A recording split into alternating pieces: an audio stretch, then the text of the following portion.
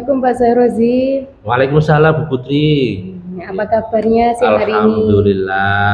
Ibu bagaimana kabarnya? Alhamdulillah sehat Ya, Pak. alhamdulillah. Ya. Siang ini mau coaching bersama Pak Effendi ya? Iya betul Ibu. Nanti jam 10 nanti saya akan melakukan coaching dengan Bapak Effendi. Iya. Baik Bapak, jadi kehadiran saya di sini itu untuk memberikan dukungan kepada Pak Sairozi dan juga Pak Effendi untuk proses coaching nanti. Jadi nanti saya akan mengamati proses coachingnya yang akan Bapak laksanakan dengan Pak Effendi. Apakah Pak Sairozi sudah siap untuk melakukan proses coaching tersebut? Insya Allah siap Ibu, dan saya juga sangat berterima kasih Ibu Putri sudah berkenan untuk mengamati atau menyupervisi praktek coaching yang akan kami lakukan, yang akan saya lakukan kepada Bapak Effendi nanti. Nih, sebelum Pak Sairozi nanti memulai proses coaching dengan Pak Effendi, mohon izin saya akan menyampaikan beberapa hal. Jadi saya akan jelaskan dan nanti saya juga akan tanya kepada Bapak nih. Pertama-tama saya akan menjelaskan dulu rubrik penilaian dari coaching yang akan Bapak lakukan dengan Pak Effendi.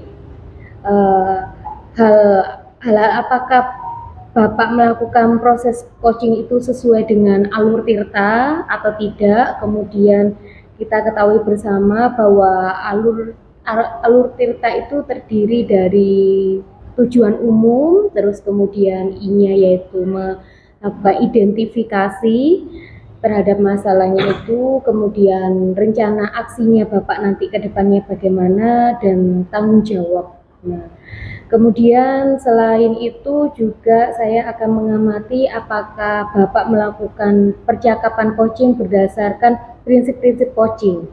Nah, prinsip coaching itu meliputi membentuk kemitraan dengan coachee, kemudian menggali potensi coachee dengan proses yang kreatif, kemudian memaksimalkan potensinya, itu prinsipnya. Kemudian kompetensi inti dalam coaching yang perlu diperhatikan diantaranya yaitu kehadiran penuh atau present, kemudian mengajukan pertanyaan yang berbobot, dan juga mendengarkan secara aktif. Nah, ketika Bapak mengajukan pertanyaan yang berbobot itu, Bapak perlu mendengarkan dengan rasa. Nah, di sini apa sih yang dimaksud dengan rasa itu? Jadi Bapak bisa menerima pernyataan-pernyataan dari coachee, memberi tanda, membuat kesimpulan, dan membuat pertanyaan berbobot. Demikian rubrik penilaian kita hari ini ya Pak Sairozi.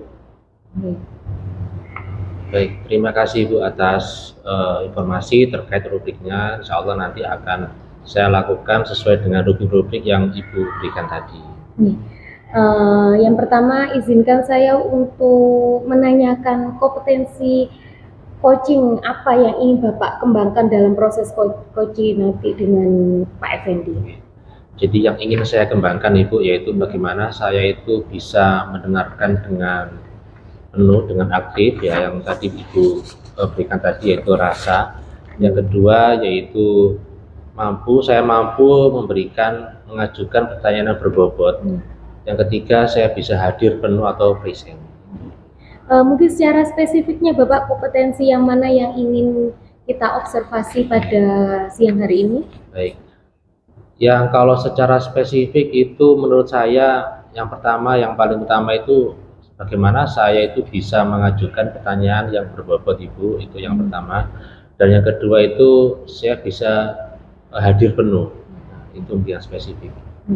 Baik Pak, berarti fokus kompetensi coaching yang Bapak akan saya observasi yaitu ada dua ya. Yang pertama yaitu menanyakan dengan pertanyaan berbobot, kemudian yang kedua Bapak mendengarkan aktif, Kemudian apa indikator ketercapaian dari tujuan pengembangan yang Bapak inginkan dari proses coaching? Jadi saya bisa menerapkan alur tirta dan juga saya bisa menerapkan rasa Ibu, yang tadi Ibu sudah menjelaskan tentang rasa tadi kan akronim dari 4 kata. Terima kasih Pak Sairozi, saya kira sudah cukup perbincangan kita pada tahap pra-coaching ini. Selanjutnya saya persilakan Pak Syahrozi untuk melakukan coaching bersama Pak Effendi. Terima kasih Bu Putri. Sama-sama Pak. Assalamualaikum. Assalamualaikum Ustaz. Waalaikumsalam Ustaz. Bagaimana kabarnya Ustaz? Alhamdulillah baik, sehat. Pak Syahrozi sehat? Alhamdulillah Sehat juga, sehat. Ada yang bisa saya bantu Ustaz? Iya, kebetulan ini saya memang menantikan pertemuan kita Ustaz. Ada sedikit yang mau saya obrolkan. Semoga dengan obrolan ini nanti saya mendapatkan solusi. Begini Ustaz, di kelas saya itu anaknya kok sulit sekali untuk mengikuti pelajaran ya. Mereka itu kelihatan tidak antusias ketika mengikuti pelajaran saya ya. Terutama di kelas 6A ya. Kalau 6B, 6C itu cukup antusias. Kalau 6A ini saya melihatnya kok mereka ogah-ogahan mengikuti pelajaran saya. Baik Ustadz, jadi saya tentunya bisa merasakan apa yang jenengan rasakan. Memang berat ya ketika kita itu mengajar, tapi anak yang kita ajar itu tidak antusias.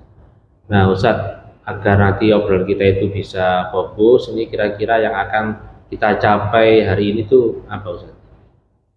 Yang ingin saya dapatkan dari pembicaraan ini adalah saya bisa menemukan solusi ya, membuat anak-anak di kelas 6A itu antusias ketika belajar.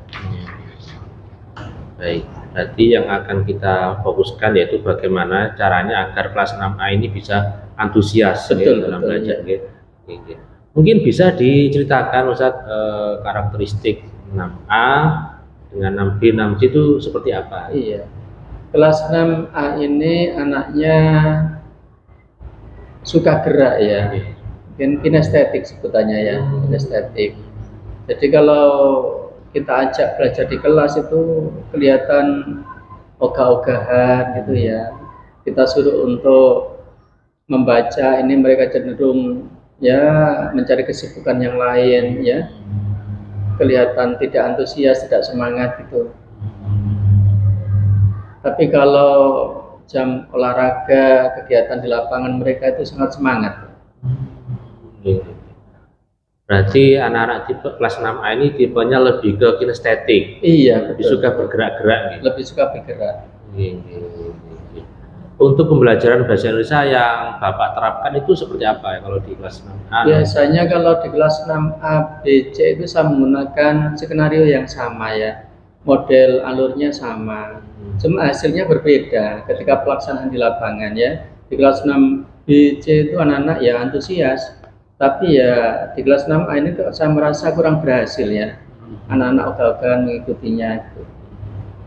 Oke Pak Effendi, jadi ketika panjenengan merasakan dan mengetahui karakteristik 6A itu seperti itu, estetik, suka gerak, kemudian berbeda dengan kelas yang lain, sementara Pak Effendi itu menerapkan metode yang sama. Iya betul. Kira-kira apa yang panjenengan akan rencanakan ya kalau seperti itu? Menurut saya mungkin saya yang perlu untuk menyesuaikan dengan ini kebutuhan belajar anak 6A ya. Kalau mereka suka gerak, mungkin nanti pola pembelajarannya saya ajak untuk banyak berinteraksi di lapangan atau secara fisik mereka banyak gerak ya. Misalnya kalau materi pengamatan itu mereka tidak hanya mengamati di dalam kelas ya, mungkin saya ajak ke luar kelas, bisa di playground, bisa di taman, bisa di kolam untuk melihat objek yang berada di luar ruangan, mungkin begitu ya. Baik, itu luar biasa Pak, itu idenya. Berarti panjenengan menerapkan metode seperti itu bisa memfasilitasi kebutuhan anak-anak yang cenderung kinestetik. Iya betul. Nah mungkin yang lebih spesifik lagi Pak ya, pembelajaran tentang apa dan mulai kapan Bapak akan melaksanakan? Misalnya pembelajaran tentang sekarang materinya itu paragraf deskripsi, yaitu membuat paragraf mendeskripsikan suatu benda atau suasana ini secara detail ya. Biasanya kalau di kelas 6B dan C itu saya menghadirkan gambar, menghadirkan barang, saya bawa ke kelas.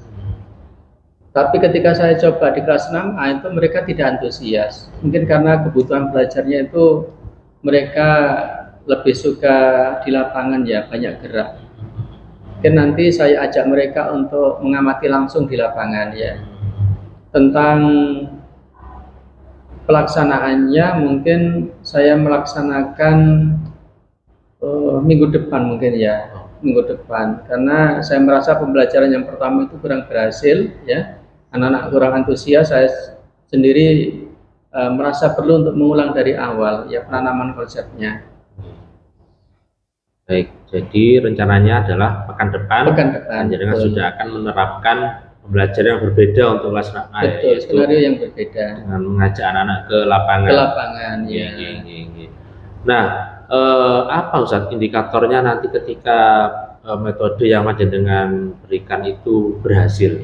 Indikator yang bisa saya amati yaitu apabila saat saya menerapkan skenario yang baru itu ada perubahan dalam diri anak. Misalnya anak-anak kok sudah kelihatan antusias, itu berarti sudah berhasil. Mereka lebih aktif, gerak cepat ketika menyelesaikan tugas ya, larut dalam pembelajaran, tidak lagi kelihatan ogah-ogahan. Itu mungkin indikator yang ingin saya lihat tercapai ketika saya menerapkan pola yang baru itu.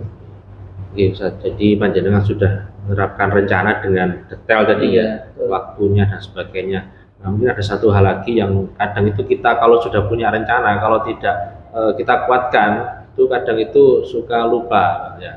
Jadi kira-kira yang Panjenengan rencanakan itu siapa nanti yang akan bertanggung jawab? Yang bertanggung jawab tentunya paling utama saya sendiri ya.